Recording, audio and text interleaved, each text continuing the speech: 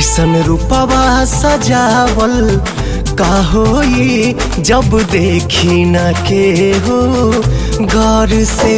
ऐसन रूपवा सजावल का होई जब देखी न के हो गौर से। जब देखल चाही तू करेलू नहीं, मन गुजरेला गजबे दौर से। तुहर कजरा लगावल का होई जब देखी न के हो गौर से।